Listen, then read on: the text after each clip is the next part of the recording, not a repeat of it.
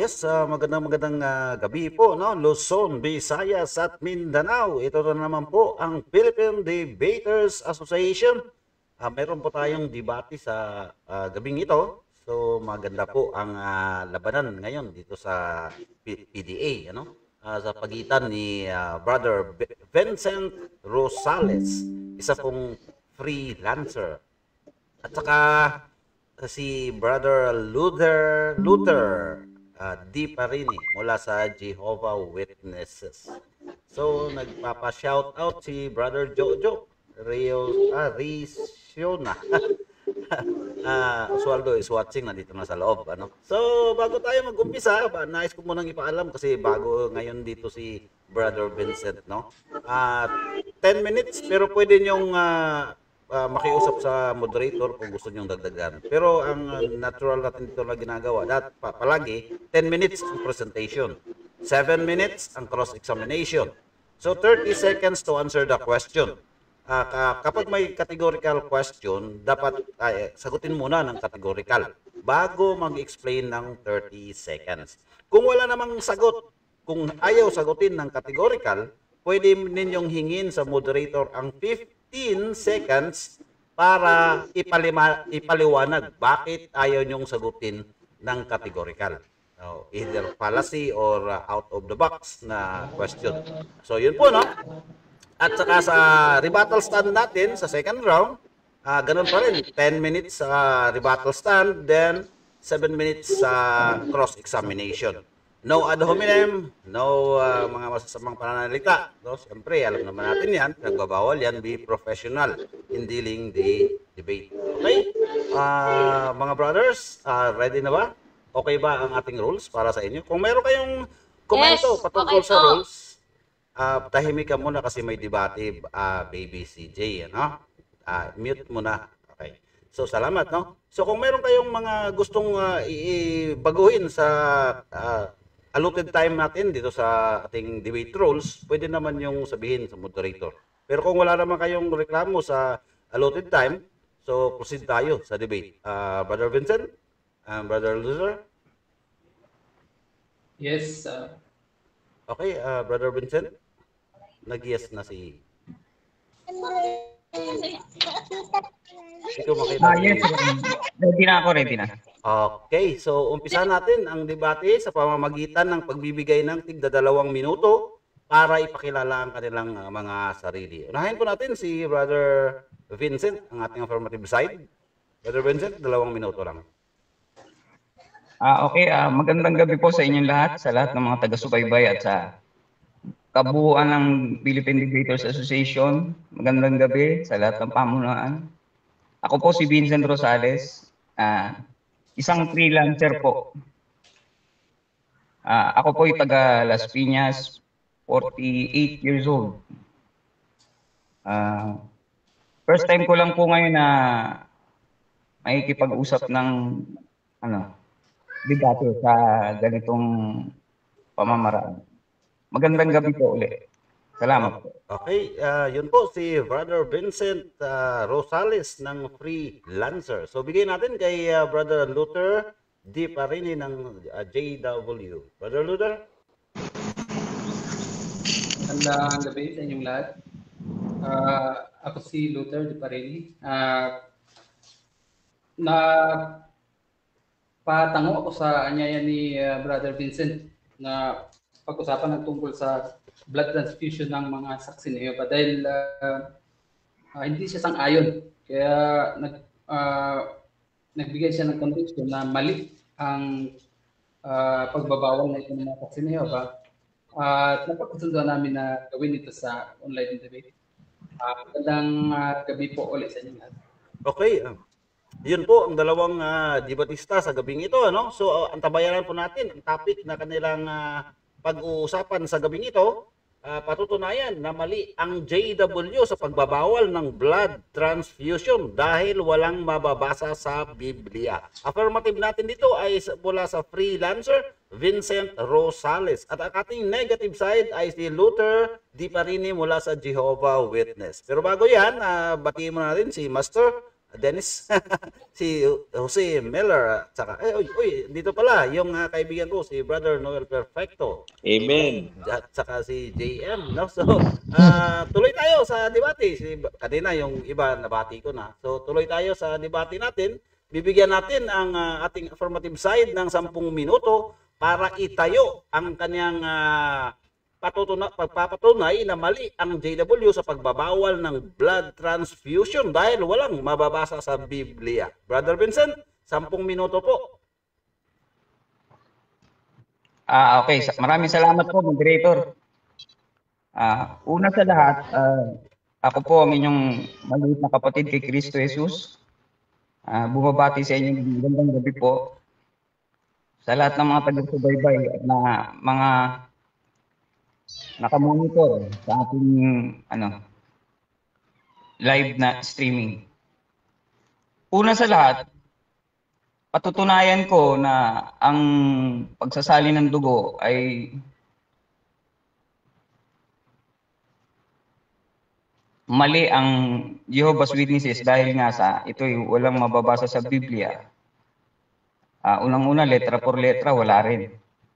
Sisimulan ko ang pagtalakay sa ganitong pamamaraan. Dito sa aklat ng unang Korinto 4:6, ganito ang sinasabi. Ang mga bagay ngang ito, mga kapatid, ay inianyo ko sa halimbawa sa aking sarili at kay Apolos dahil sa inyo, upang sa amin ay mga tuto kayo na huwag magsigit sa mga bagay na nasusulat. Mga bagay na nangasusulat, upang ang sino man sa inyo ay huwag magpalalo ng isa laban sa iba. Dito po mga kapatid, ipinahayag ni Pablo na huwag tayong magsigit sa mga bagay na nangasusulat. Kaya nga sinabi kong mali ang Jehovah's Witnesses sa blood transfusion dahil nga ito'y walang mababasa sa Biblia letra por letra. Dahil ang talagang nakasulat sa unang aklat ng Genesis, sinabi ng Diyos sa Genesis 9:3, bawat gumagalaw na nabubuhay ay magiging pagkain ninyo, gaya ng mga sariwang pananim na lahat ay ibinibigay ko sa inyo, ngunit ang lamang may buhay na siya niyang dugo ay huwag ninyong kakanin. Dito po mga kapatid, sinabi ng Diyos, ito'y tungkol sa, ang ipinagbabawal ay tungkol sa pagkain ng dugo. Hindi po ito tungkol sa pagsasalin o yung blood transfusion.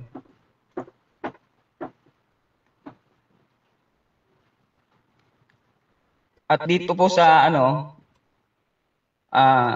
aklat ng Levitico, atin po mababasa sa 17,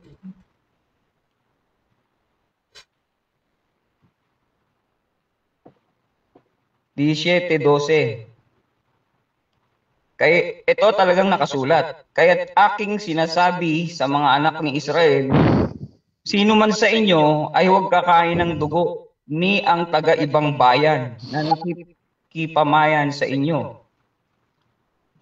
At huwag kakain ng dugo at sino mang tao sa mga anak ni Israel o sa mga taga-ibang bayan na nakikipamayan sa kanila na manghuli ng hayop o ng ibon na makakain at ibubuhos niya ang dugo niyaon at tatabunan ng lupa.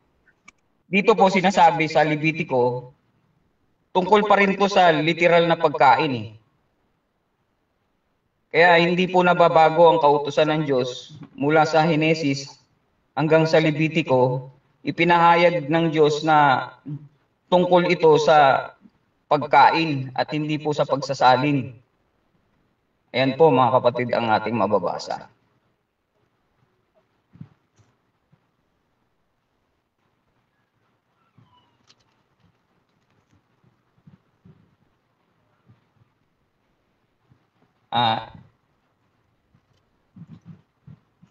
Kaya nga unang-una, yun nga po, ang utos ng Diyos ay huwag tayong magsigit sa nakasulat.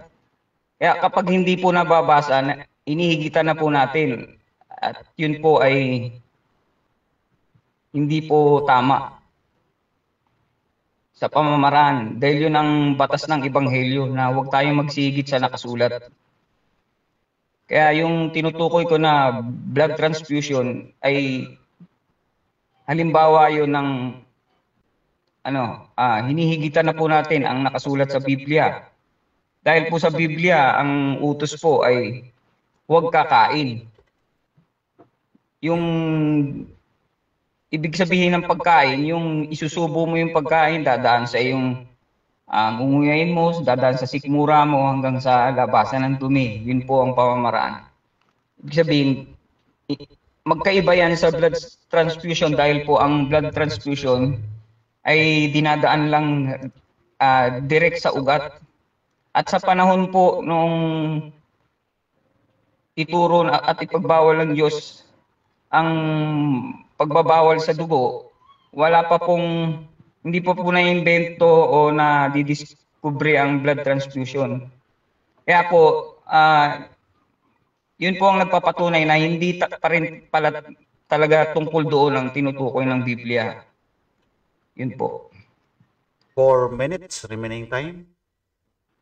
Thank you, moderator. At sa kabaliktaran naman yan, bakit ko sinabing bawal? Dahil ang pagsasali ng dugo naman ay hindi po masama dahil hindi naman to ikinakain. Hindi tungkol sa pagkain ito. Ang pinagbabawal lang na pagkain ay yung tungkol sa pagkain ng dugo ng hayop at ng ibon. Magkaiba po sa blood transfusion na ang blood transfusion kasi mga kapatid, ito ay tungkol sa parang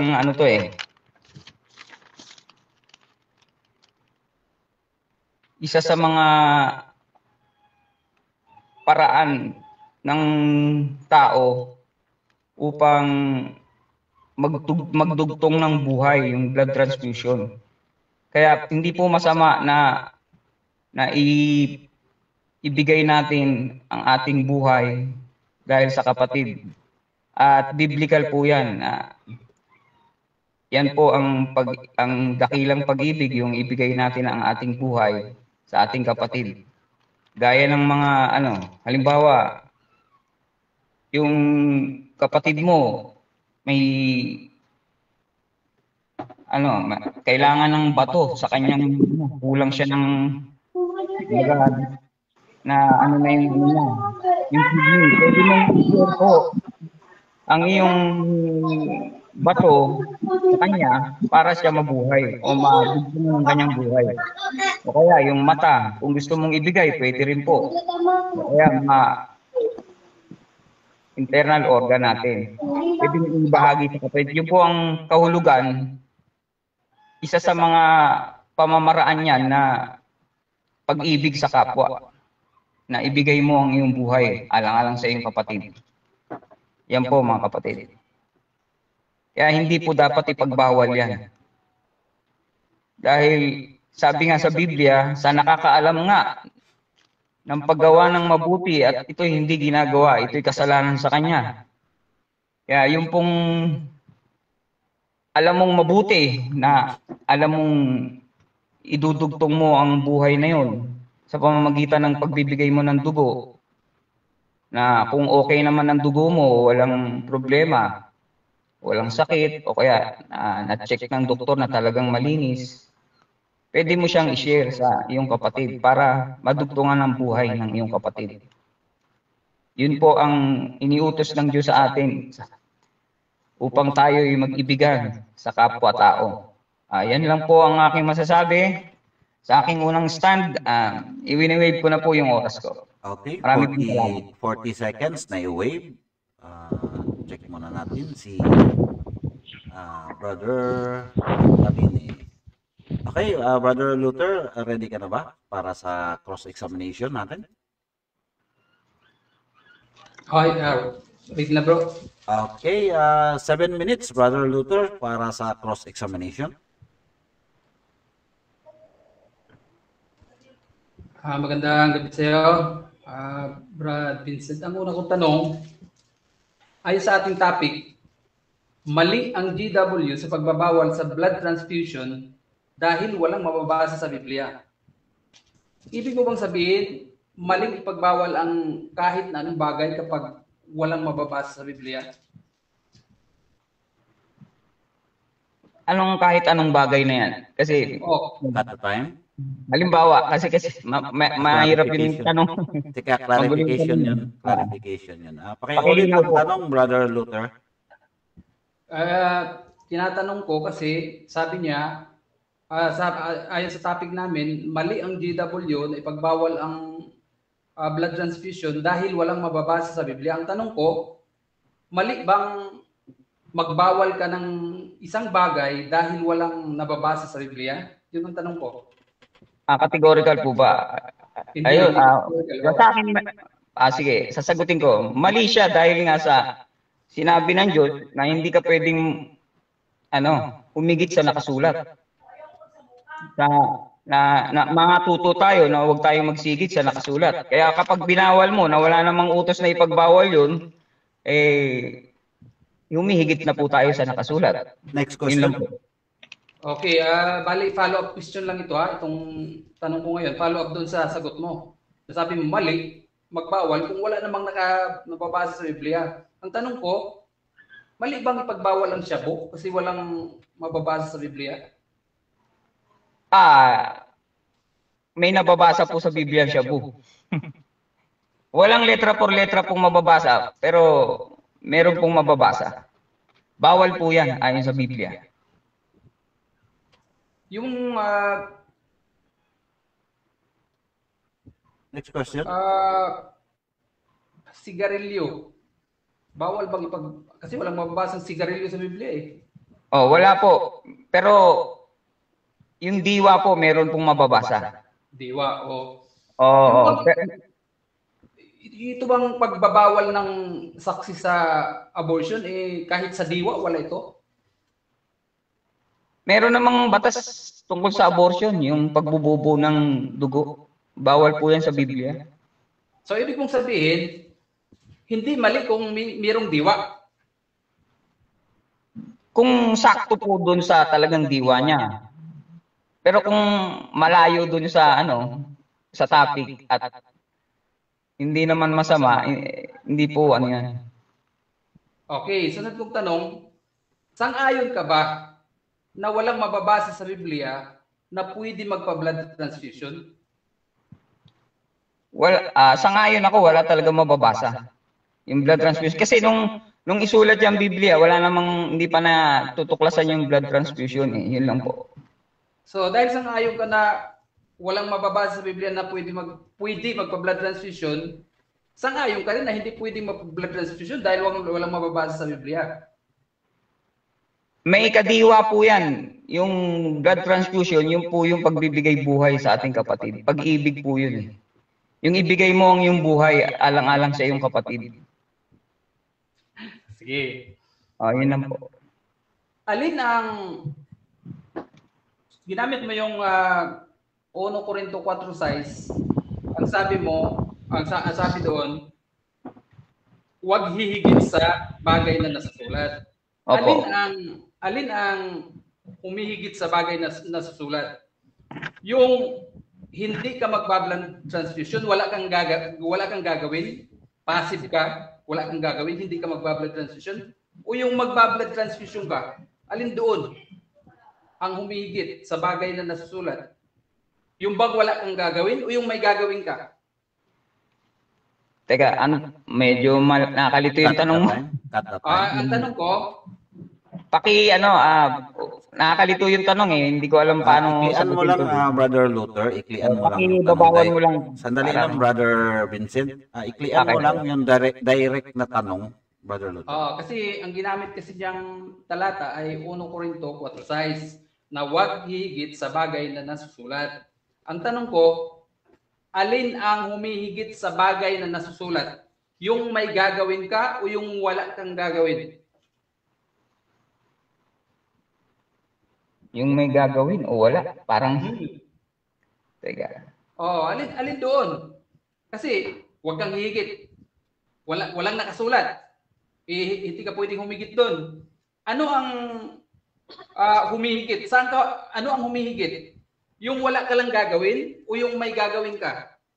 Ang tinutukoy ko kasi na huwag hihigit sa nakasulat. Ibig sabihin, kung alin yung nakasulat, yun lang susundin. Huwag na natin dagdagan. Kumbaga sa ano. Halimbawa, sinabi ng Diyos na bawal kumain, tungkol sa pagkain yun. Ng hayop tsaka ibon. Hindi po tungkol sa tao. Sa dugo ng tao. At saka talagang kain po, hindi po pagsasalin. Ibig kong sabihin, hindi yung sa paggawa. Halimbawa, bibigyan kita ng example. Halimbawa, sinabi sa Biblia na bawal lumabas kapag Sabat. Ganito, halimbawa, alin ang humigit? Ang nakalagay, bawal lumabas kapag Sabat. Alin ang humigit? Yung may gagawin ka sa araw ng Sabat o yung wala kang gagawin? Lumalayo tayo sa topic, Brad. Hindi, kasi hindi naman tungkol sa hindi ko kasi tinuturing na tungkol sa may gagawin o walang gagawin yung sa nakasulat. Ayun. Okay, next question. Para malinaw ganito. Dahil walang nakasulat sa Biblia na blood transfusion at sabi mo, huwag kang hihigit sa nakasulat, yun bang magba-blood transfusion ka, may gagawin ka, magba-blood transfusion ka, yun ba ang nakahihigit o hindi yun nakahihigit? Hindi po nakakahigit. Ang blood transfusion po, ano yan? Kaya nga, yung sinabi ko nga sa iyo, yun ay tungkol sa pag-ibig sa kapatid. Yung ibigay mong yung buhay sa iyong kapatid, ganun yan eh. Kaya, ano yan, biblical po yan. Next question. Saan mababasa yan na yung blood transfusion ay pag-ibig sa kapatid? Hindi po letra por letra, wala pong mababasang blood transfusion. Pero yun ang kahawig niyan na isang paraan ng pagbibigay ng buhay upang madugtungan ang buhay ng ating kapatid, ganun. Pwedeng ibigay mo yung talata kung sa unang 1:3:16. Anong sinasabi doon? Teka lang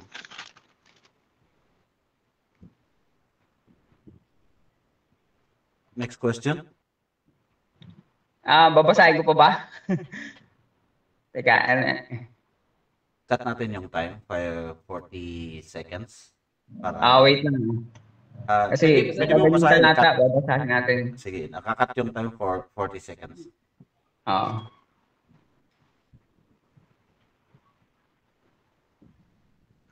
Sige po. Ayan, ito ang sabi sa unang 1:3:16. Dito natin nalalaman ang pag-ibig, inialay ni Kristo ang kanyang buhay para sa atin, kaya't dapat din nating ialay ang ating buhay para sa mga kapatid. Ayun po ang nakalagay. Okay, next question. Magandang balita. Yun ang ginamit mo na analogy. Yung bang pagbibigay ni Jesus ng kanyang buhay ay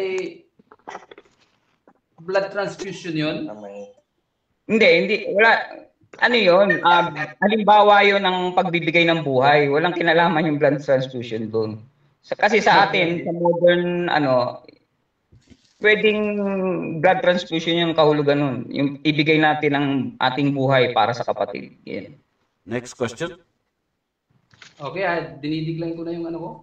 Okay, set natin yung 10 minutes ni Brother Luther para sa presentation dito sa topic na kanilang napagkasunduan. Second speaker pala dito si Brother Luther, no? As the negative side. Patutunayan na mali ang JW sa pagbabawal ng blood transfusion dahil walang mababasa sa Biblia. Okay?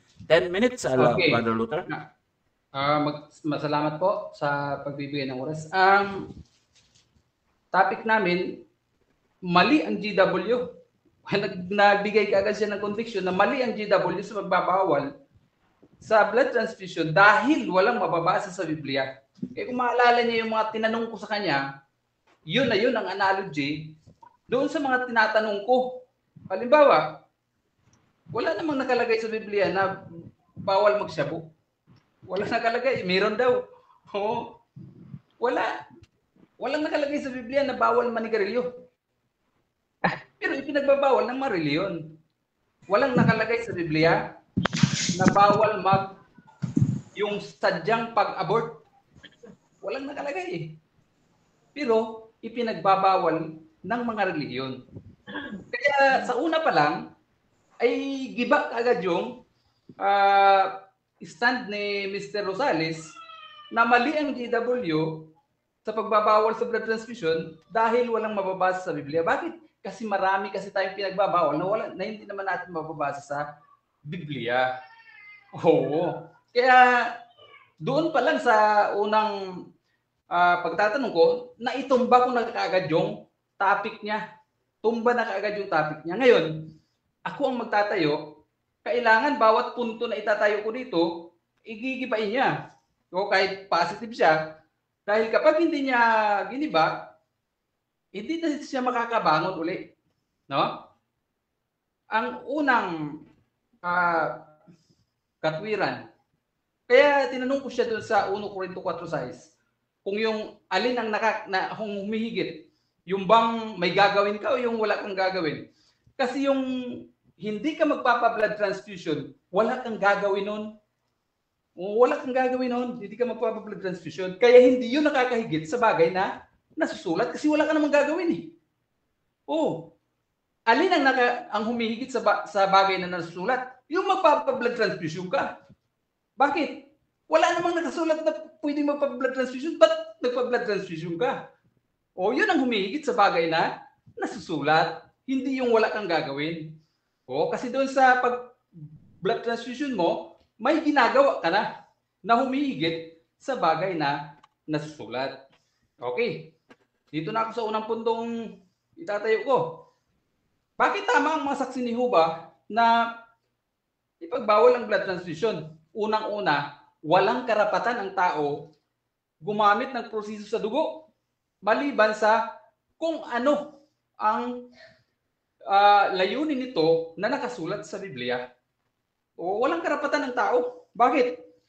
Lahat ng nakasulat sa Biblia may kinalaman sa dugo ay palaging dinidikta ng Diyos yun. Palaging dinidikta ng Diyos. Lahat ng bagay may kinalaman sa dugo. Ibig sabihin, siya lang ang sole authority sa dugo. Walang ibang may karapatan sa dugo, kundi ang Diyos lamang na si Jehovah. Siya lamang ang may karapatan. At pinaparusahan niya ang lalabag dito. Anong parusa niya? Pinapatay niya. Ngayon, yun ang unang puntong itinayo ko. Bakit magkakasala ka pag nagpa-blood transfusion ka? Wala kang karapatang gawin yun. Dahil si Jehovah lang ang may authority, may kinalaman sa dugo. Ikalawang punto. Napakahalaga nung utos na yon sa Diyos.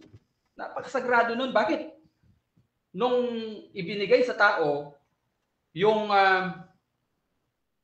karne na pwede nang kainin, kaagad na ibinigay yung utos na yun. Ibinigay din kaagad. Sa mga Israelita, ibinigay yun. At sa mga Kristiyano, ibinigay din. Kaya napakahalaga ng utos na yun. Napakahalaga ng utos na yun. Dapat magdadalawang isip ka na hihigit doon sa mga nakalagay sa Biblia, may kinalaman sa dugo. Tapos, ang isang Kristiyano, kailangan tiyakin niya kung ano ang kalugod-lugod sa Panginoon. Episo 5:10. Patuloy na tiyakin ng isang Kristiyano kung ang ginagawa niya ay kalugod-lugod sa Panginoon. Kaya, pag mag-blood transfusion ka, tanungin mo muna ang sarili mo, kalugod-lugod kaya ito sa Panginoon? O, pangatlo, ang Diyos ba itutolerate ka kung total maganda naman yung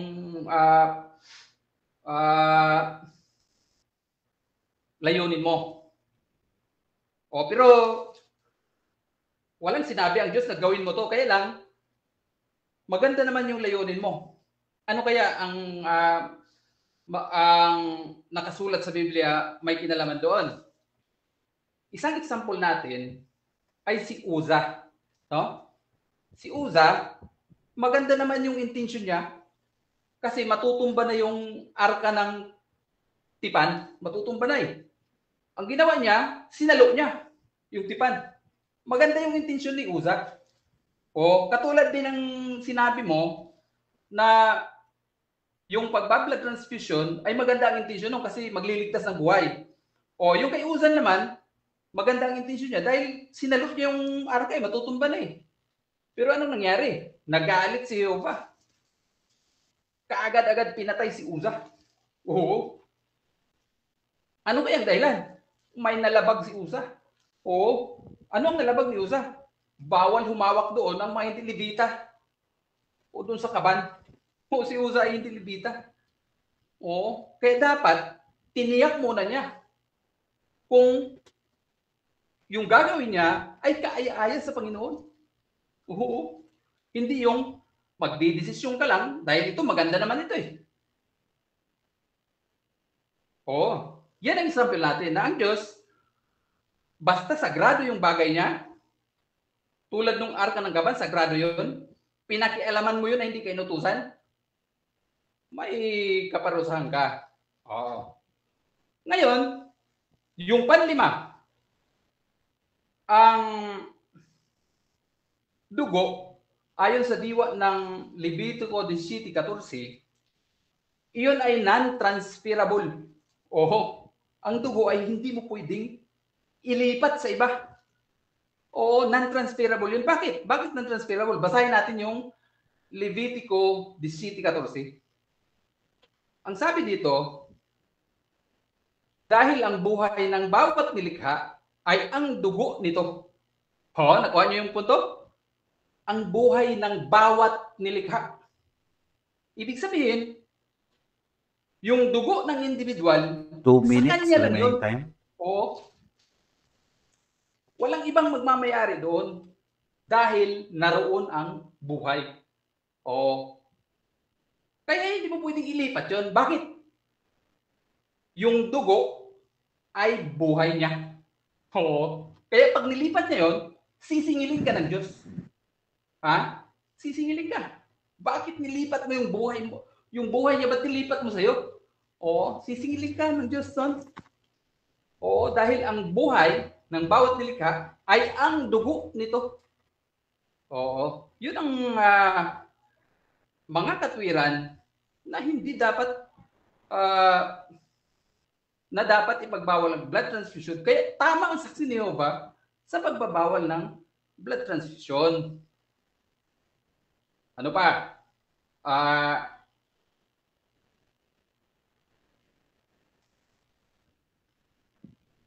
Isa lang ang layunin ng Diyos sa dugo. Walang iba yun. Ang layunin ng Diyos. Kaya hindi ka pwedeng hihigit doon. Sa Israel noon, ang dugo ay nililinis ng kasalanan. Yung dugo ng mga hayop, yun ang ginagamit para malinis yung kasalanan ng mga Israelita noon. Ngunit sa panahon natin, isa na lang ang ginamit natin na panlinis sa kasalanan at pagliligtas. Yun ang dugo ng Panginoong Hesus. Oo, yun lang ang nakalagay sa Biblia. Kaya hindi ka pwede humigit doon na magpa-blood transfusion ka at ililigtas mo yung ah, ibang tao. Bakit? Si Jesus lang kasi ang pwedeng magligtas eh. Yung dugo lang niya ang pwedeng gamitin sa pagliligtas. Oo, at ang pagliligtas ay hindi dito sa buhay na ito, kundi doon sa hinaharap sa hari. Oo. Okay, time's up, no? Salamat. Yun po, si Brother Luther Di Parini mula sa Jehovah Witnesses. So, dako tayo ngayon sa cross-examination for 7 minutes ni Brother Vincent Rosales. Check natin yung 7 minutes. Brother Vincent, ready ka na for 7 minutes? Brother Okay, ready na po ako. Okay, 7 minutes as soon as you question, Brother Vincent. Go ahead. Ang una kong tanong, Brad Luther, sabi mo kanina na yung sigarilyo at shabu wala sa Biblia. Kung mabasa ko ba na ito'y nakasulat sa Biblia, aminin mong mali ka. Objection, Mr. At the Moderator. time, no objection, Brother Luther. Wala sa topic namin yung Yes. sigarilyo at Yes, kasi meron tayong rules dito, Brother Vincent, na Opo. sa first round dito sa present, ang tangi mo lang i-question ay doon sa mga inilatag ni Brother Luther. Pagka labas doon, ay hindi mo siya pwedeng i-question. Pero sa second round, sa rebuttal stand, pwede mo nang i-question kahit ano, basta pasok sa topic. So next question, Brother Vincent. Opo, naintindihan ko po yung moderator. Binanggit niya po kasi yun eh. Yung sa presentation niya na yung tungkol sa sigarilyo at saka shabu. Kaya tinatanong ko sa kanya, sabi niya kasi kanina na kung hindi raw mababasa sa Biblia. Yun nga. Kaya nga sabi ko kung mabasa ko ba na nasa Biblia yun. Na bawal yun. Aminin niya pag mali siya. Okay, Ayun lang po. cut time muna. Brother Luther, tama nga pala, binanggit mo yung sigarilyo. Tama ba? yes. Sasagutin mo po ba o sasandali lang, Brother Luther? Sasagutin mo po ba o kukunin mo yung 15 seconds para ipaliwanag? Magpo-propose muna ako, Mr. Moderator. Okay, 15 seconds. Kasi ang hinahanap niya sa blood transfusion ay litra por litra. Oo. Kaya nahanapin ko rin kung mayroon siyang mababasa, litra por litra din. Okay, next question, Brother Vincent. Resume time. Ayun, hindi naman po letra por letra hinahanap ko. Kaya nga, sabi ko, patutunayan ko. Analogy natin sa blood transfusion, litra por Cut litra. time muna. Sandali lang, Brother Luther. Ano mo muna si Brother Vincent. Vincent, diretso lang po tayo sa pagtatanong. Okay ba? Yun nga. Hindi po letra por letra ang ibig sabihin. Kahit sa diwa, basta nahahayag sa Biblia, yung tungkol sa bagay na yun, pwede kong paniwalaan, ganun. Yun lang po ang masabi ko. Kaya tinanong ko kung mapatunayan ko ba. Time mo na. Brother Vincent, question po, nasa po tayo, cross-examination. So, magbigay ka ng mga question. Kung wala ka nang may question, pwede mo namang i-waive ang time. Pero meron ka pang 5 minutes and 44 seconds. Resume para sa question, Brother Vincent. Ayun nga, papaalala ko kung sasagutin niya ba yung tanong ko kanina na kung mabasa ko ba yung diwa na tungkol sa sigarilyo at shabu ay pinagbabawal. Brother Vincent, kumuha ng 15 seconds para ipaliwanag yung side niya. So tapos na tayo dyan. Next question, Brother Vincent. Okay. Sabi mo kanina, yung sa Leviticus 17:14, yung tungkol sa na Diyos lang ang may sabi, may karapatan tungkol sa dugo. Pwede bang pakipaliwanag po uli? Kasi hindi po ganoon ang nakasulat eh. Sa 17:14. Brother Luther, humihingi ng paliwanag. Okay. Ang Diyos lang sa lahat ng banggit ng dugo sa Biblia, walang ibang nag bibigay ng pahintulot noon kundi ang Diyos lang. Walang iba, kahit si Jesus wala, hindi Next question. assume si may karapatan siya sa dugo. Ang Diyos lang, kaya wala tayong karapatan. Next question. Yun nga, pinagbatayan ko yung sinabi mo at binanggit mo yung Levitico 17:14. Nung basahin ko yung Levitico 17:14, hindi naman ganun ang nakasulat. Nasabi mo, Diyos lang. Anong talata talaga ang batayan mo tungkol sa bagay na sinasabi mo na yun? Lahat ng nakasulat sa Biblia, Diyos lang ang may karapatan yan sa dugo. Siya lang ang nagsasabi. Siya lang ang nagsasabi espesipiko kung ano ang gagawin sa dugo. O walang ibang nagsasabi na, ito, gawin natin ito sa dugo. Kasi may karapatan. Wala. Ang Diyos lang talaga. Siya lang ang sole authority sa dugo. Next question. Ayun, kaya nga po, tinatanong ko, anong talata yun sa Biblia na sinabing ganun? Lahat ng talata may kinalaman sa paggamit ng dugo. Ang Diyos lang ang may utos nun. Yung mga utos sa Israel noon, ay Diyos ang nagsabi nun sa kanila, ng utos na yun. Kaya Diyos lang ang may karapatan sa dugo. Next question. Ayun, kaya nga tinatanong ko, magbigay ka ng specific na Bible verse na nagpapatunay na Diyos lang ang may karapatan tungkol sa dugo. Yun lang gusto ko pang malaman. Atras lang tayo, Levitico 17:11. Sabi dito, dahil ang buhay ng isang nilikha ay nasa dugo, at ako mismo ang magnaglagay nito sa ibabaw ng altar para makabayad kayo para sa inyong sarili. Ang Diyos mismo ang naglagay nito sa ibabaw ng altar. Next question. Ano pong salin yan, Brad, yung binasa nyo? Kasi dito sa King James na hindi ganun ang nakasulat eh. Pero yung hindi naman nagbabago. Pakibasa. Pwede ba, Mr. Moderator, basahin yung... Stop time muna. Babasahin ko yung time. 2 minutes and 30 seconds naka-post. So, pakibasa. Pwede po niyang basahin. Ito kasi nakasulat. Pakitahimik lang muna, JR, kasi may debate dito. Pakimute muna yung iba. Tuloy po, tuloy. Ayun, ang nakasulat kasi rito sa 17:11, sapagkat ang buhay ng laman ay nasa dugo at aking ibinibigay sa inyo sa ibabaw ng dambana upang itubos sa inyong mga kaluluwa sapagkat ang dugo'y siyang tumutubos dahil sa buhay. Yun po ang nakasulat. Wala naman sinabi. Anong tanong? Hindi po tumutugma sa sinasabi niyong batayan na ang dugo. Okay, Brother Vincent, tuloy sa pagtatanong, naririnig naman ng mga viewers sa kanang mga nandito, kung ano yung sagot niya. So, bahala na sila kung tama ba yung sagot niya or mali. So, hindi po tayo mga judge dito. Sila po ang magja-judge niyan. Okay, next question, Brother Vincent. Ayun. Brad Luthers, para sa inyo ba ang pagsasali ng dugo ba ay biblical o hindi biblical? Categorical. Biblical yan. Bakit?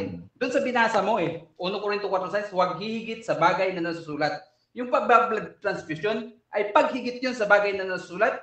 Bakit? Kasi ang may karapatan sa dugo ay ang Diyos lang. Doon sa binasa mo, Levitico 17:11, ang word na akin doon ay nagpapatunay na ang Diyos lang ang nagbigay nun. Next question. Ayun, sige, gagalang ko yan para sa iyo. Yun ang unawa mo. Yun nga, masama ba sa isang tao na magbigay ng dugo para madugtungan ang buhay ng isang tao? Yun po ang tanong. Masama yon. Yung blood transfusion, masama yon. Bakit? Kasi yon ay pag higit mo sa bagay na nasulat at paghigit mo doon sa katotohanan na nakalagay sa Biblia na ang Diyos lang ang may authority, may kinalaman sa proseso sa dugo. Ang Diyos lang ang may authority. Kaya kasalanan yun. Next question. Ayun. Yun nga ulitin ko yung tanong. Yung anong talata na Diyos lang ang may authority? Yun nga binasa mo eh. Basahin mo uli yung Levitico 17:11. Ang word na akin doon, aking inilagay. Ang Diyos ang nagsalita noon. Next question. Ayun, hindi kasi malayo kasi yung baten. Wala pong ganung ano eh. Sige, tatanong ko yan sa iyo mamaya. Mamaya, cut muna natin yung time. Papaliwanag natin kay Brother Vincent. Mamaya, Brother Vincent, kung ano man yung hindi mo nagustuhan sa sagot niya, sa rebuttal stand mo, pwede mo yung sabihin doon. Okay. Issue, ganito, ganyan. Kasi meron kang 10 minuto sa rebuttal. I-rebat mo yung mga sagot niya at saka yung mga pahayag niya. Okay ba, Brother Vincent? Sige. Okay, last 36 seconds dito sa cross-examination. Proceed, Brother Vincent. Yung tungkol sa, para sa iyo, ano, yung sa nakasulat sa unang Juan 3:16, yung tungkol sa ibigay ang buhay sa iyong kapatid. Ano po ang mga pamamaraan para maibigay natin ang buhay sa ating kapatid? Yun ang isa na sinabi ko na layunin ng dugo. O kasi dugo ni Kristo yun, ang pagliligtas sa buhay. Ibinigay ni Kristo ang kanyang buhay para sa pantubo sa lahat. Yun ang purpose ng dugo. Ayun. Okay. Hindi po po kay Kristo tinatanong ko. Time na po, Brother Vincent. Time na po. Sige. Okay, so dadako tayo ngayon sa rebuttal stand mo, Brother Vincent. Dito, pwede mo nang gamitin yung mga sinasabi mo kanina. Pwede mo yan. Okay. Dito ko na lang ibubuhos yun. Sige, ibuhos mo na lahat. Sige, Brother Vincent. 10 minutes, Brother Vincent. Okay, maraming salamat, moderator. Doon sa sinasabi niya kasi na yung tungkol sa Diyos lang ang may karapatan, hinihingihan ko siya ng Bible verse na magpapatunay sa basihan niya na yun. Binigay niya 17:11 ng Levitico. Hindi naman, wala namang nakasulat na doon na Diyos ang may karapatan sa dugo eh. Napakalayo eh, kayo po ang bumasa. Kaya nga, yun nga, yung babalikan ko yung una, yung kanina, yung sinabi niya yung tungkol sa sigarilyo, tsaka sa shabu. Sabi niya raw, kung hindi ba nababasa sa Biblia, humihigit ba sa nakasulat? Parang ganun. Wala rin daw naman mababasang sigarilyo at shabu sa Biblia. Kaya ang tanungin ko siya, kung mabasa ko ba na may sigarilyo at may shabu sa Biblia na pinagbabawal din yan ng Diyos. Aminin niya bang mali siya? Medyo, yun nga, iniwasan niya yung tanong na yun, hindi niya sinagot. Kaya ako na lang ang magpapaliwanag ngayon na yung tungkol sa sigarilyo tsaka sa shabu ay talagang ipinagbabawal. Ito po ay ating mababasa sa Galatia sa talatang chapter 5 at 19. Ganito po ang sinasabi ron. At hayag ang mga gawa ng laman sa mga tuwid ay ang mga ito. Pakikiapid, karumihan. Ayan, pasok yung sigarilyo dyan eh. Pati shabu dyan, karumihan. Kalibugan, pagsamba sa Diyos-Diyosan, pangkukulam, mga pagtatanim, mga pagtatalo, mga paninibugho, mga pagkakaalitan, mga pagkakampi-kampi, mga pagkakabaha-bahagi, mga hidwang pananampalataya, mga kapanaghilian, mga paglalasing. Ito, pasok na naman yung shabu rito. Lasing ka sa shabu, tsaka sa sigarilyo. Mga kalayawan, o yun, pasok din ang sigarilyo tsaka shabu dyan. At ang mga katulad nito, mga katulad nun, katulad ng mga kalayawan at paglalasing, ano ba yun? Pasok ang sigarilyo dyan tsaka shabu eh. Kaya walang takas dyan yung Kaya nga, itong batas na to, pangbuong Kristiyano to kasi patungkol to doon sa mga future na mga gawain ng tao na gagawin ayon sa darating pa na gagawin nilang masama. Kaya hindi sila makakaligtas dito, nakasulat to. Tungkol sa mga bagay na ito ay aking ipinagpapaunang ipaalala sa inyo, tulad sa aking pagpapalaala ng una sa inyo, na ang mga nagsisigawa ng gayong mga bagay ay hindi magsisipagmana ng kaharian ng Diyos. Yan po ang patunay ko na yung shabu at saka sigarilyo, talagang bawal po yan. Sakop yan dito sa sulat sa Galatia 5, 19 hanggang 21. Yan po mga kapatid. Kaya yung sinabi niya, nagkakamali po siya ron. Yun lang po. At dako naman tayo dito sa sinabi niya nung sa Levitico, balikan natin. Yun, wala pa siyang tayong malinaw na argumento na yun nga tungkol sa dugo. Lalo na sa pagsasali ng dugo ay masama at bawal. Yan po, ang pagsasalin po ng dugo ay isang halimbawa nga, gaya ng sinabi ko kanina, sa unang Juan 3:16, yung tungkol sa pag-ibig sa kapatid, sa ganung paraan mo lang kasi pwedeng ibigay ang iyong buhay. Isa yon sa mga paraan ng Diyos. Alam kasi ng Diyos na darating yung madidiscovery ng tao tungkol sa blood transfusion. Kaya yun po ang modern na pamamaraan para maibigay natin ang ating buhay, ma-share natin sa ating kapatid. At yun po ay utos naman niya na ibigay mo yung buhay mo. Gaya ng pagbibigay ni Kristo ng kanyang dugo sa krus. Yung pinagtubo sa atin, ibinigay niya ang kanyang buhay. Kaya sabi sa talata, ibigay din natin ang ating buhay para sa kapatid. Yan po. Kaya biblical po yung blood transfusion na yan eh. Ang hindi po biblical, yung ipinagbabawal ng saksi ni Jehovah. Bakit nila pinipigilan? Gaya ng nakasulat sa Santiago 4:17, sabi ng Diyos, sa nakakaalam nga ng paggawa ng mabuti at hindi ginagawa, ito'y kasalanan sa Kanya. Nagkakasala po tayo pag pinigilan natin ang paggawa ng mabuti. Alam mong mabuti yun, gawin sa tao, yung mabigyan siya, madugtungan ng kanyang buhay. At hindi mo ginawa, nagkakasala po tayo. Kaya gawin po natin yung nararapat na mabuti para sa ating kapwa. Diyan po bumabagsak yan eh. Kaya pag yan pinigilan ng saksi ni Jehovah na ipagbawal pa yan, ay kaya nga sinabi ko, mali sila dyan. Dahil sakop yan ng pag-ibig sa kapatid. Sa ganyang pamamaraan na ibabahagi natin ang ating buhay. Kaya gaya ng sinabi ko, kahit hindi nga dugo eh, ibigay mo yung mata mo. Kung yung asawa mo kulang sa mata, o kaya yung bato mo, yung kidney na pwedeng ibigay, o mga internal organ na pwede nating ibahagi sa ating kapwa. Sa sa LTO nga, pag kukuha ka ng lisensya, may tanong doon eh, kung gusto mo bang ibigay yung mga internal organ mo pag namatay ka, yung pwedeng ma-save pa. Hindi po masama yun.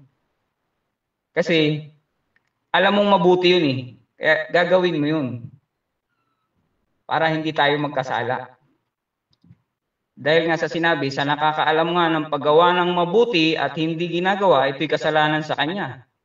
Yun. At yung tungkol sa dugo naman, na binabanggit dito, wala pa pong malinaw na batayan ang mga saksi ni Jehovah na yung tungkol sa dugo. 3 minutes remaining time.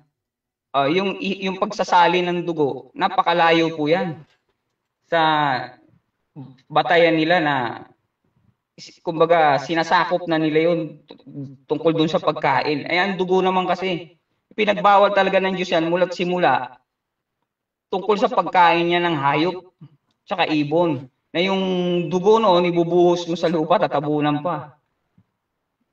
Yun ang tungkol doon ang tinutukoy na ibawal. Kaya kapag ibinawal mo pati yung pagsasalin, blood transfusion, doon ka bumabagsak, doon sa humihigit ka na sa nakasulat. Hinihigitan mo na, hindi naman yun ang nakasulat, ba't dinamay mo? So humihigit ka sa nakasulat, ganun yun. Nagsasariling kalooban ka na, hindi na batas ng Diyos, batas mo na ang sinusunod mo, batas ng tao. Yun po ang doon po babagsak yan. Kasi ang malinaw na kasulat, dapat nating intindihin, ang nakasulat yung tungkol sa dugo ng ibon tsaka hayop. Yung po ang tinutukoy ng Biblia na ipapagbabawal natin. Napakalayo po ng blood transfusion kasi hindi naman pagkain yun. Na ang definition ng Biblia tungkol sa pagkain, yun nga, yung kakainin mo, ngunguyain mo, hanggang pumasok sa bituka mo, hanggang sa ilabas mo sa daanan ng dumi. Yun po ang kahulugan ng Biblia tungkol sa pagkain. Wala pong sinasabi sa Biblia na yung pagsasalin ay pamamaraan din ng pagkain. Hindi po yan ang nakasulat. Kaya nga sabi ko, hindi mababasa. Kaya sinabi kong mali talaga ang aral ng saksi ni Jehovah tungkol dyan, na ipagbawal yung pagsasalin. Dahil hindi nga po biblical na ipagbawal natin yan. Dahil yung ipagbabawal lang po na sinasabi sa Biblia, yung tungkol sa dugo, pagkain ng dugo. Literal na pagkain talaga. Yun lang po. Wini-wave ko na yung titirang oras. Okay, 40 seconds na i-wave. So, check natin si Brother Luther Di Parini. Ready ka na ba, Brother Luther, for the 7 minutes cross-examination? Brother Luther? Nakamute ka yata, Brother Luther. Ready na po ako? Okay, as soon as you question, mag-start yung 7 minutes. Okay, ang una kong tanong, magpipremise muna ako Sabi mo, doon sa Levitico 17:11, wala akong napatunayan doon na ang sole authority ng dugo ay ang Diyos.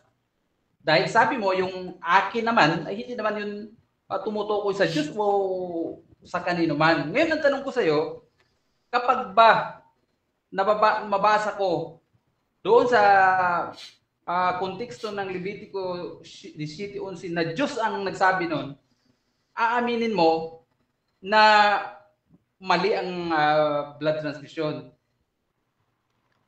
Diyos naman talaga nagsabi. Pero ang ano doon, ang punto po ko, sige kapatid, yung sa sinabi mo na batayan na Diyos ang may karapatan sa dugo. May karapatan, yun nga ang hinahanap ko, parang walang malinaw na batayan sa Biblia. Yun nga, siya ang Cut the time, sandali lang, Brother Luther. Merong 30 seconds si Brother Vincent para sagutin yung tanong mo. So, meron pang natitirang 15 seconds, Brother Vincent, pakisagot ng maayos.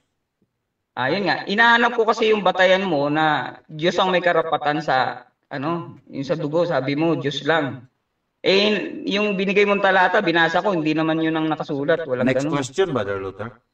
Okay, yung bang sinabi doon na ako ang nagbigay niyan, nangangahulugan ba yun na walang karapatan ang Diyos doon sa dugo? Yung sinabi doon na ako ang nagbigay niyan sa'yo. Saan talata yun? Yung ako ang nagbigay niyan. Basahin mo sa Biblia mo. Hindi, ang nakalagay, at aking ibinibigay sa inyo sa ibabaw ng dambana. Yung sinabi doon na aking ibinibigay sa inyo. Na sinabi ng Diyos na aking ibinibigay sa inyo. Hindi ba yung nagpapakita na ang Diyos ang may karapatan sa dugo? Pwede. Pero hindi po nakasulat na Diyos lang. Ibig sabihin, exclusive, siya lang. Kasi pwede niya rin bigyan ng karapatan ng tao. Next question. Okay. Meron ka bang mababasa na sa Biblia na mayroong ibang tao na sinasabi na may karapatan sa dugo?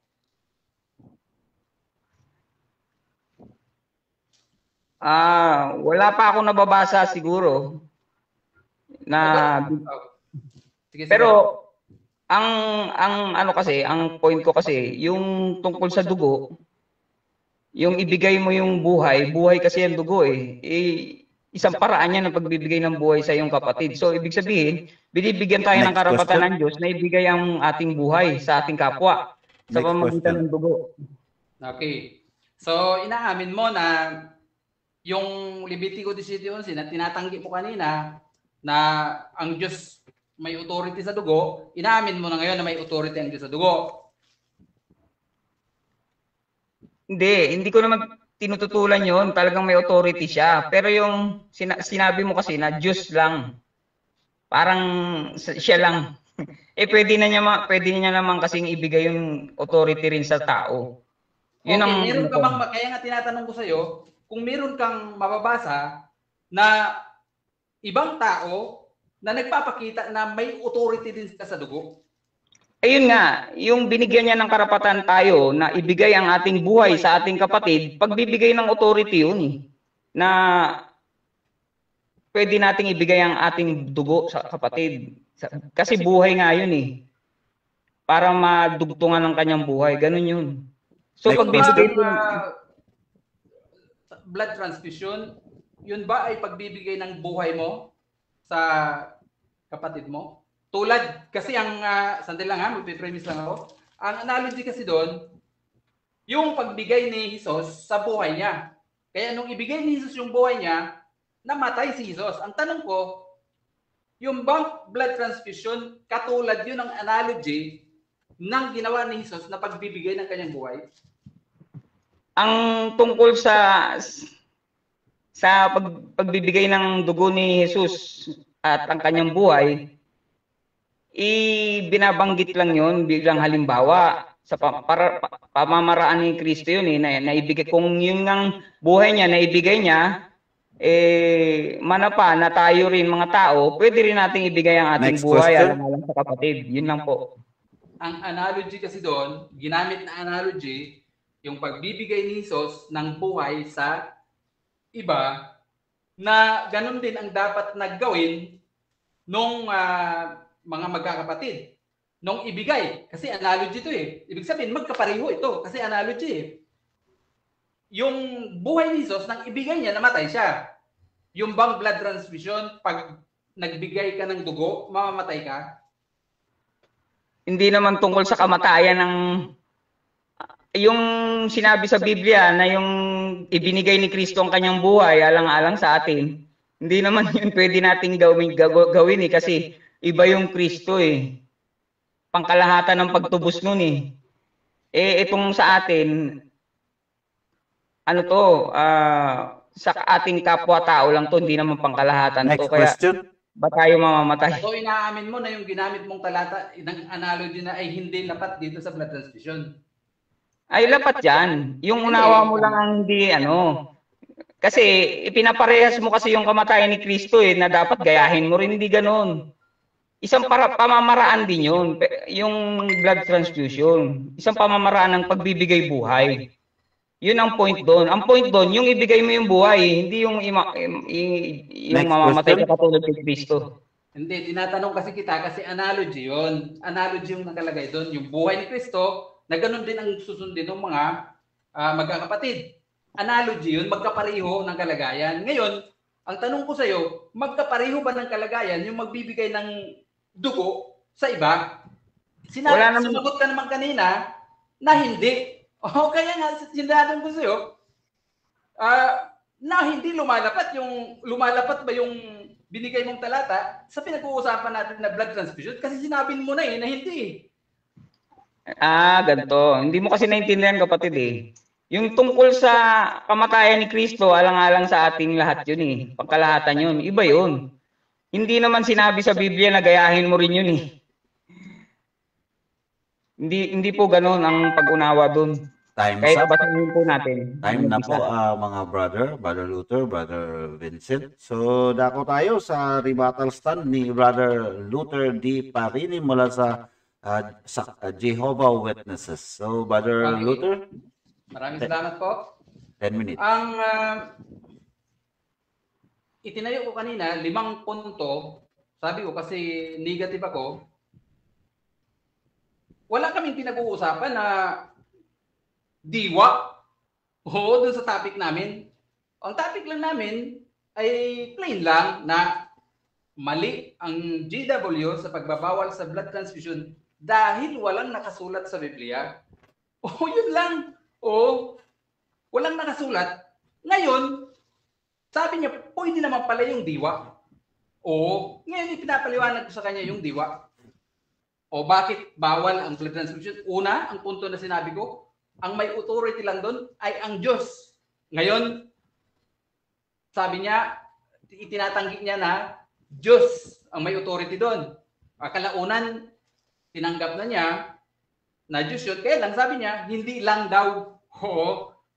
Ang ginagamit niyang iba na may authority, yung 1 Juan 3:16. Linawin natin tong teksto na to kasi ang una dito ay analogy to sa ginawa ni Jesus na pagbigay ng kanyang buhay sa iba. Oo. Kaya yung sinasabi doon na ibibigay yung buhay sa iba, ay talagang pagbibigay yun ng buhay sa iba. Ibig sabihin, isakripisyo mo yung buhay mo para sa kapatid mo. Saan ba nangyayari yan? Sa mga digmaan nangyayari yan? Na yung kapatid mismo isinasakripisyo yung buhay nila, kahit patayin sila, hindi nila sasabihin kung nasaan yung mga kapatid nila. O, doon yung lumalapat, hindi sa blood transfusion. Oo. Ngayon, tinanong ko siya kung magkapareho ba yung analogy. Doon. Kasi, ang analogy doon, si Jesus, nung ibigay niya ang buhay niya, namatay siya. Oo. Dapat ganun din. Doon sa magkakapatid. Pag binigay mo yung buhay mo, mamamatay yung nagbigay. Kasi analogy yun eh. Analogy yun. Kaya mo bang gawin yun? Na mamamatay ka pag binigay mo yung buhay mo? Hindi yung blood transfusion. Oo. Ngayon, tanungin ko siya, hindi daw. Hindi na blood transfusion. Sabi ko, inaamin mo na yung ginamit mong talata, hindi lapat dito sa pinag-uusapan natin. Ay, hindi naman daw. Labas na naman siya. labas masok siya eh. Oo, ganun yun. Oo. Ipaalala ko ulit sa'yo, 5 punto yung tinayo ko kanina bilang negatibo. Isa lang yung inattempt mo na i-deny yung authority ng Diyos. Oo. Ngayon, yung ginamit mong talata 1:16, hindi ngayon lumalapat sa blood transfusion eh. Bakit? Ibabalik ko yung mga itinayo ko. Una,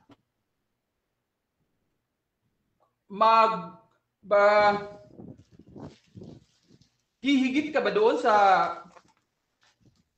mga nakasulat sa Biblia na kahit yung kamatayan ni Jesus ay ang Diyos ang may authority nun? Yung pagkamatay ni Jesus? Babasahin ko. Kasi yung 1:16 ginamit niya. Nasabi niya, sa iba yun. Hindi Diyos ang may authority doon. O ito, babasahin ko. Na yung binasa niya na 1:16 ay ang Diyos ang may authority nun. Iniharap, Roma 3:25, iniharap siya ng Diyos bilang handog na nagsisilbing pampalubag loob sa pamamagitan ng pananampalataya sa dugo niya. Oo. Kaya Diyos ang may authority doon. Oo. Ginawa ito ng Diyos para ipakita ang katuwiran niya dahil pinatawad niya ang mga kasalanan noon habang nagtitimpi siya. Diyos pa rin ang may authority doon. Hindi yung sasabihin mo na pati tao binigyan na ng karapatan. Gumamit ka ng analogy na inamin mo naman na hindi lapat sa blood transfusion. Ano ka ba? Ngayon, babalikan ko yung mga itinayo ko. Hindi mo kasi giniba eh. Kasi yung nag-iisang argument mo ay nakatumba na eh. Kaya yung humaharang doon para makatayo ka, dapat ibuwal mo rin. Ano ba yung may itinayo ko? Bukod doon sa ang Diyos ang may authority, ang Diyos ay ang isang layunin lang ng dugo ay ang pantubos at pagliligtas. Yun lang ang kay Jesus eh. Itumba mo yan mamaya. Sasabihin mo na pwede pa ang ibang pantubos at pagligtas. Pwera doon sa kay Jesus. Kasi yung ginamit mo 1:16 eh. Yung argument ko na ang dugo ay non-transferable. Hindi pwedeng ilipat sa iba. Gibain mo yon. Bakit? Ano ba ang katwiran doon? Na non-transferable yun? Kasi yung buhay, yung Dahil ang buhay ng bawat nilikha ay ang dugo nito. O dahil naroon ang buhay, kaya non-transferable yun. 4 minutes remaining time. Ang sinasabi naman doon pagkain, hindi yung blood transfusion. Non-transferable nga kung nung magsalita si Jesus noon sa Marcos, hindi siya nagsasalita bilang isang scientist. Hindi siya nagsasalita. Pero kung susundan natin sa science, yung pagkain ay hindi yun nangangahulugan. Yung kinain mo, ilalabas mo rin, itatain mo lang. Hindi. Kinukuha ang nutrient nun. Kinukuha ang nutrient. Yung waste ang tinatapon. Kaya pag transfer mo yung dugo, kukunin nun ang nutrients. Pag kinain mo yung dugo, kukunin nun ang nutrients. Itatapon yung waste. Kaya may pumapasok sa sistema mo. Mas lalo na yung blood transfusion. At sabi niya, yung blood transfusion daw, ay hindi pagkain. Alam mo ba kung ano ang tawag doon sa blood transfusion? Yung ibang termino doon. Yun ay intravenous feeding. Intravenous feeding. Ano bang ibig sabihin ng intravenous feeding? Pagpasok sa ugat na pagkain. Pagkain yun. Pagkain yun, intravenous feeding. Ibig sabihin, hindi mo lang idinaan sa bibig yung pagkain, kung hindi sa ugat mo idinaan. Kaya bawal yun. Bawal yung blood transfusion. Lahat naman doon ng mga tinayo kong argument, hindi mo giniba Kaya yung nag-iisang argument na kinontra mo, napatunayan natin na hindi mo na nasalag, no? Kaya wala na tayo sa topic mo. Tama ang DW na ipagbawal ang blood transfusion. Ibabalik ko mo mga argument ko. Ilang minuto lang? 1:38. Si Jehovah may sole authority sa dugo. Walang ibang persona. Ang kahalaga ng utos na yon, napakahalaga ng utos na yon. Kaya magdadalawang isip ka na hihigit sa mga utos na yon. Dahil napakahalaga. Ang dugo ay non-transferable, hindi po pwedeng ilipat. Ang nag-iisang layunin ng dugo sa dugo ay ang pantubos at pagliligtas. Yun lang, wala nang iba. Wala nang ibang nakalagay sa Biblia na pwede mong gamitin siya sa ibang paraan. Wala na. Yung pagliligtas mo, ayon sa Marcos, Mateo, sandalian.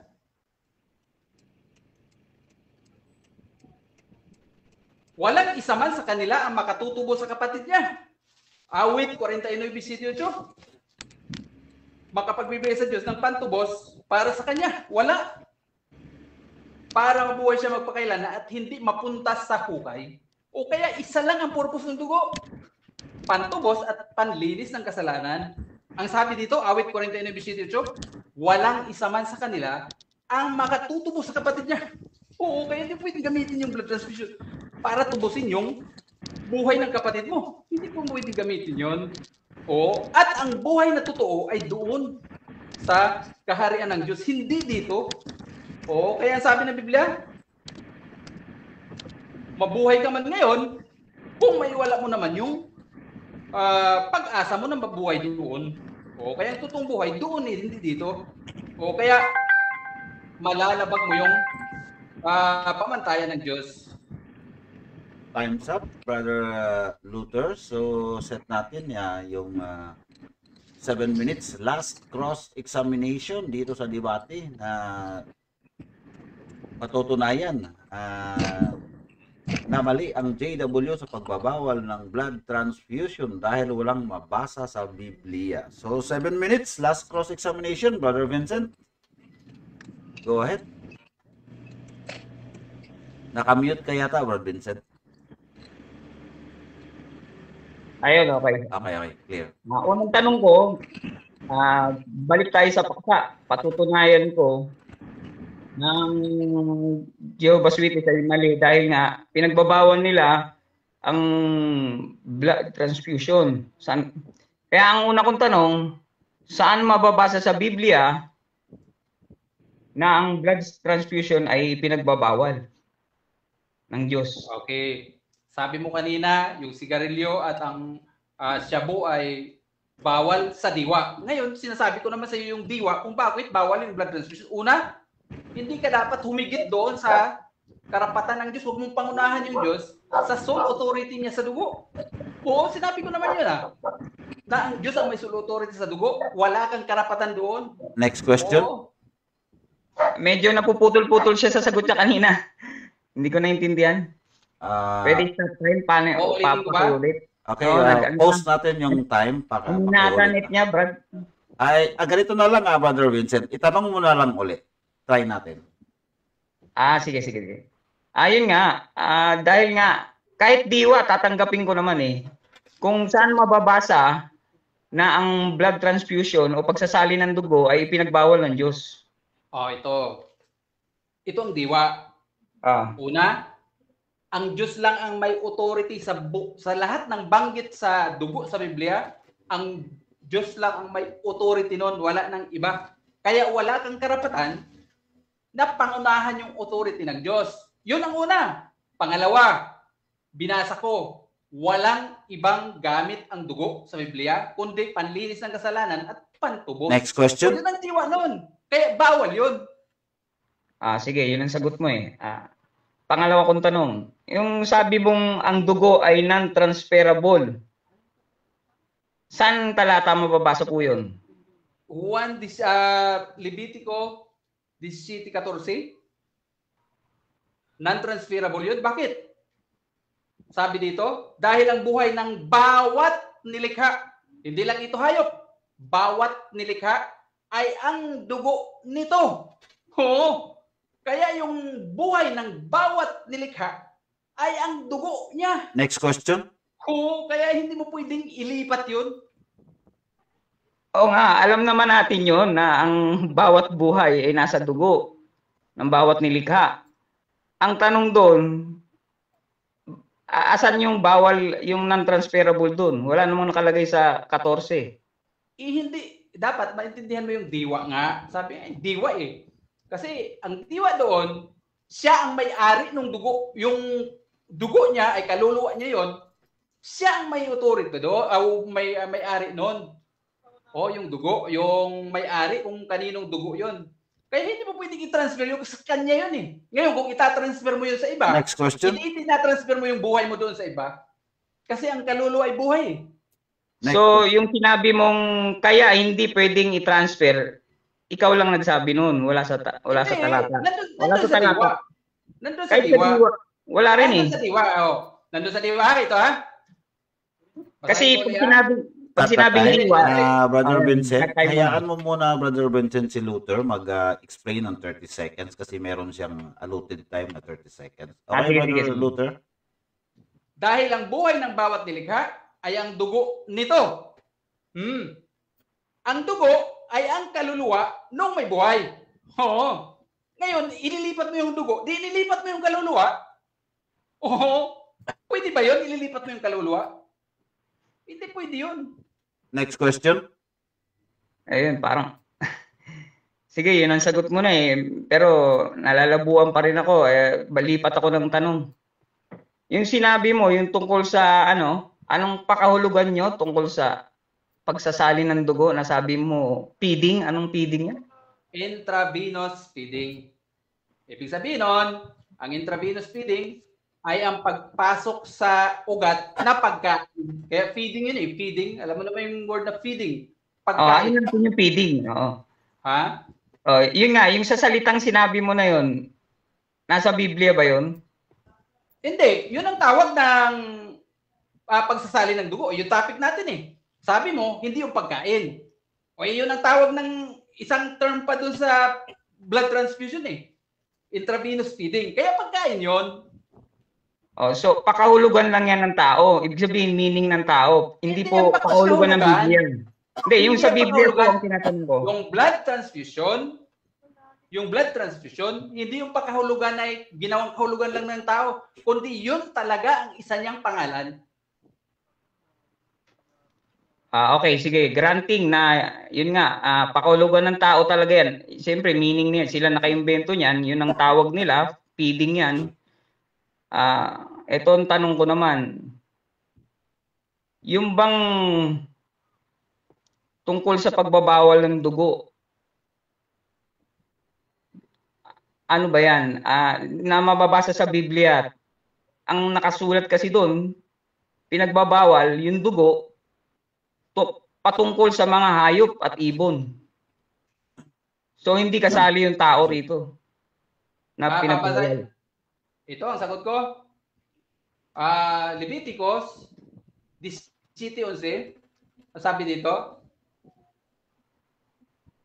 17:14 pa rin, dahil ang buhay ng bawat nilikha, kasama ang tao doon. Ang tao ba hindi nilikha?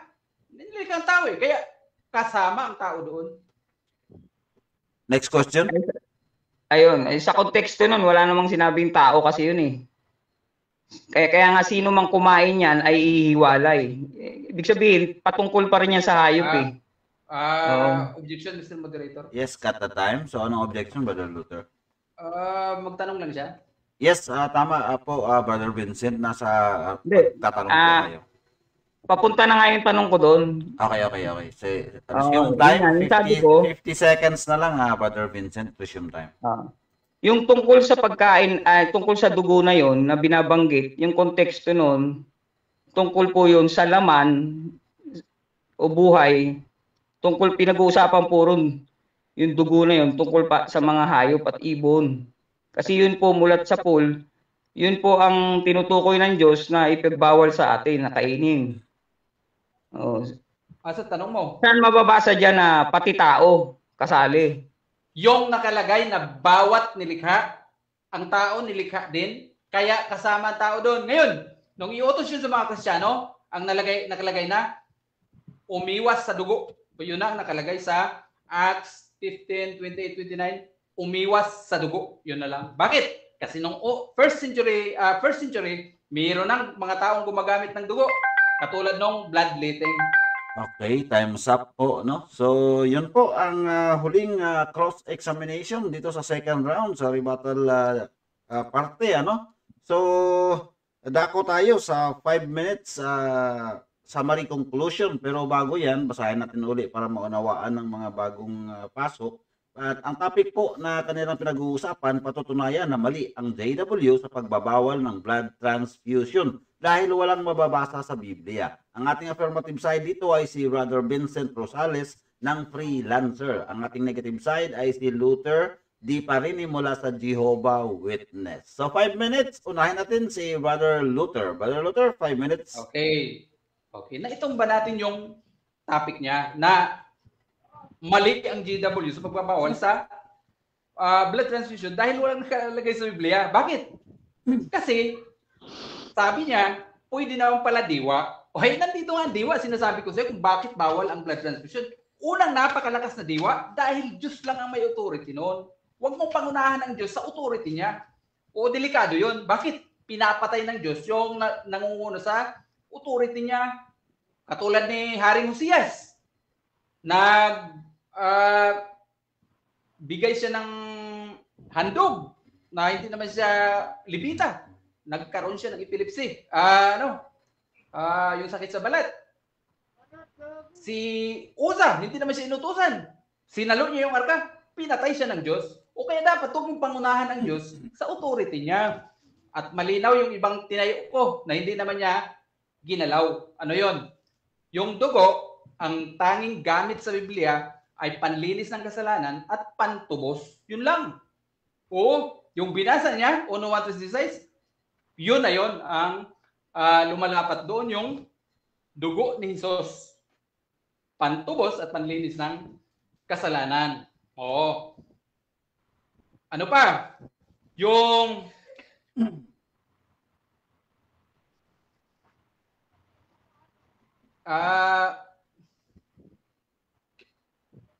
Gawa 15:28-29, hindi na pagkain lang ng hayop ang pinag-uusapan doon, kundi pag-iwas na sa dugo. Bakit? Bakit pag-iwas na sa dugo? Alam kasi ng Diyos na darating itong panahon na may blood transfusion eh. Kaya hindi na ang kautusan niya sa Israel, iba na sa kautusan Kristiyano. Ang sinabi doon, umiwas sa dugo. Umiwas sa dugo. Dahil, nung isulat yung Gawa 15:28-29, mayroon ng gamit ang dugo ng tao. No? Mayroon ng gamit ng dugo ng tao. Ano yun? Yung bloodletting. Yung labas yung dugo sa katawan ng tao para magamot yung sakit. Pinapaiwasan na yon yung mga ganon na paggamit sa dugo. Ano pa? Yung pag-inom ng dugo ng tao noon ay ginagawa ng mga royals. Ginagawa nila kasi ang akala nila nakakapagpahaba ng buhay yun. Kaya ang Biblia ay nagbigay ng kautusan na iba doon sa kautusan sa Israel noon na specific sa dugo ng hayop. Dito nilagay na iwasan ang dugo. Sa mga Kristiyano at sakop tayo ng panahon nito. Kaya hindi mali ang GW na ipagbawal ang dugo, ang blood transfusion. Napakatibay ng mga ibinigay kong argumento. Napakatibay nun. Ang Diyos lang ang may nag-iisang karapatan sa dugo. Lahat ng banggit ng Biblia sa dugo ay dinidikta ng Diyos yun. Dictated niya yun. Kahit yung pantubos ni Jesus, dictated niya yun. Kaya walang ibang gamit ng dugo. Hindi mo pwedeng lalagpasan yung authority ng Diyos. Delikado yun. At saka, napakahalaga nito. Sagrado ito. Sagrado itong utos na ito. Kaya nga, nung ibigay yung karne sa tao, ibinigay na kaagad itong kautusan na to. Ibinigay sa mga Israelita. At sa panahong Kristiyano, ay sinabi na iwasan ang dugo. Kaya alam ng Diyos darating itong panahon na may blood transfusion. Kaya yun na ang utos. Iwasan ang dugo. Malinaw. Malinaw yung panig ko bilang negative na hindi mali yung pagbabawal ng saksi na ibawal ang blood transfusion dahil ang mga saksi lang ang relihiyon na handang ibigay ang buhay para sa pananampalataya hindi yung mas mahalaga sa iyo ang buhay mo kaysa sundin mo ang kalooban ng Diyos. Kasi ayon sa Efeso 5:10, patuloy na tiyakin kung ano ang kaaya-aya sa Panginoon. Patuloy na tiyakin. Kung ano ang kaaya-aya sa Panginoon. At mga saksi lang ang handang ibigay ang buhay para matiyak ang kalooban ng Diyos. Hindi ka makita. Okay, time's up po. No? So, check muna natin ang si Brother Vincent. Brother Vincent, 5 minutes for the summary conclusion. Ayun, okay. Magandang gabi po sa lahat. Yung pong paksa namin na talagang pinatutunayan ko na mali talaga ang Jehovah's Witnesses na ipagbawal ang pagsasali ng dugo dahil hindi talaga ito biblikal. Unang-una, sa Henesis, ang tinutukoy po na dugo ay dugo ng hayop at ng ibon. At tungkol ito sa pagkain. Kaya nga sabi, makakain nyo ang laman, tatapot ang dugo ay yun nga, ibubuhos o tatabunan ng lupa. Malinaw sa talata na patungkol ito sa pagkain ng hayop. Sa dugo ng mga hayop at ibon. Yun po ang binabanggit. Kaya nga yung sinasabi niya na magsiiwas. Umiwas kayo sa dugo. Ang pag-iwas na yun, hindi naman patungkol dun sa dugo ng tao na. Ang iniiwasan talaga, patungkol pa rin yun sa pagkain dahil hindi naman nababago ang utos ng Diyos tungkol dun tungkol sa dugo Kaya nga pinapaiwas tayo, kumain nung literal na pagkain ng dugo. Yun po tinutukoy dun kasi Kaya nga sabi ko, huwag tayong humigit sa nakasulat. Eh, pagka dinamay mo na yung blood transfusion dyan, ay hinihigitan mo na, mas marunong ka pa sa Diyos, hinihigitan mo na nakasulat. At karamihan sa sinasabi niya, mga tinindig niya kanina, malabo ang batayan niya sa Biblia eh. Pansariling ano lang niya, pansariling pakahulugan. Kahit sa diwa, wala eh. Katulad dun sinabi niya, Diyos lang ang may karapatan sa dugo. Wala namang malinaw na talata siyang naipakita na gano'n ang nakasulat. Kahit sa diwa, malabo eh. Hindi katulad nung binigay ko tungkol sa sigarilyo at saka sa shabu na nasa Biblia, bawal talaga yun. Talagang malinaw yung diwa. Yung binabanggit doon. Yung tungkol sa paglalasing at mga katulad nito. Oh. Ibig sabihin, katulad ng paglalasing, lasing sa alak, lasing sa drugs, lasing sa sigarilyo, nandun yung diwa. Dapat pag magbigay ka ng diwa, nakaangkop doon sa tinutumbok mong paksa, tinutumbok mong pakahulugan. Eh karamihan sa binigay mo wala sa diwa eh. At ngayon, yun nga, kaya nga ipinagbabawal ng Jehovah's Witnesses ang tungkol sa dugo, yung pagsasali ng dugo, blood transfusion, wala ring malinaw na diwa, kahit sa diwa man lang eh. Dahil sinasabi niya, Diyos lang daw ang may karapatan, ibinigyan nga ang tao ng karapatan ng Diyos eh. Na ibigay mo ang iyong buhay alang-alang sa iyong kapatid. Sa ating modern times, sa pamamaraan ng blood transfusion, yun po ang isang halimbawa ng pagbibigay ng ating buhay para madugtungan ang buhay ng ating kapatid. Hindi naman natin kailangan mamatay sa krus katulad ng sinasabi niya tungkol kay Kristo. Napakalayo nun. Yun, binanggit lang yun na siya tumubos ng buhay. Kaya dapat din tayong magbigay ng buhay. Ang nakasulat nga dito sa yung sa unang 1, dito tayo sa King James. Babasa. Dito'y nakikilala natin ang pag-ibig sapagkat kanyang ibinigay ang kanyang buhay dahil sa atin. At nararapat nating ibigay ang ating mga buhay dahil sa mga kapatid. O yan o. Mga buhay nakalagay. Ibig sabihin, hindi lang isa. Kaya nga sa pamamagitan, yun nga, blood transfusion, yung ibigay mo yung mata mo, yung ibigay mo yung kidney mo, buhay yan eh. Isang mabuting, yan ang pag-ibig, kahulugan yan. Uuwi yan sa pag-ibig. Na yun ang pinakamahalagang utos sa atin ng Diyos. Yung pag-ibig. Kaya nga sabi, sa nakakaalam nga ng mabuti, at ito'y hindi ginagawa, ito'y kasalanan sa kanya. Kaya kapag alam mong mabuti yung magbigay ka ng buhay sa iyong kapatid sa pamamagitan ng iyong dugo, nakakagawa tayo ng mabuti. At yun ay pag-ibig. At yun, katanggap-tanggap sa Diyos yun dahil sabi niya, ibigay mo nga ang iyong buhay. At ang dugo ng tao ay buhay din yan eh. Sa pamamagitan niya, na ibibigay natin yung dugo, na ibibigay natin, na isi-share natin yung buhay natin sa kanila.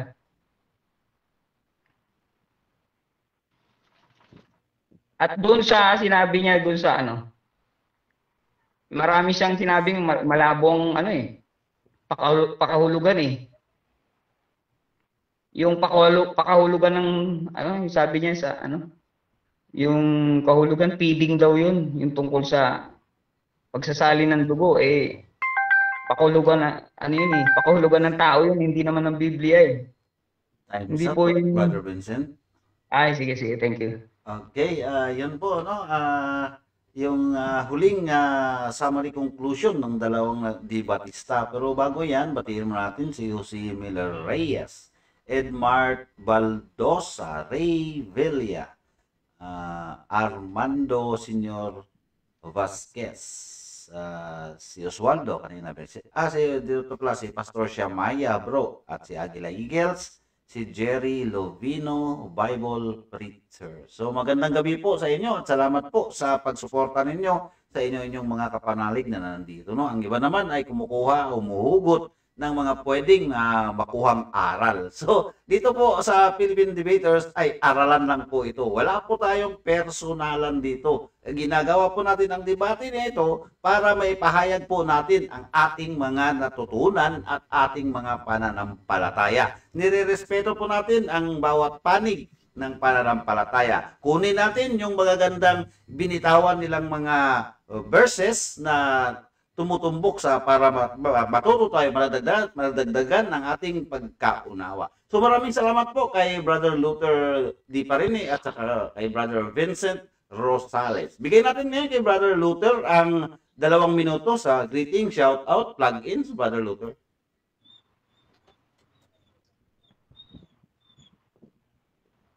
Bro, Luther. Hello, magandang gabi.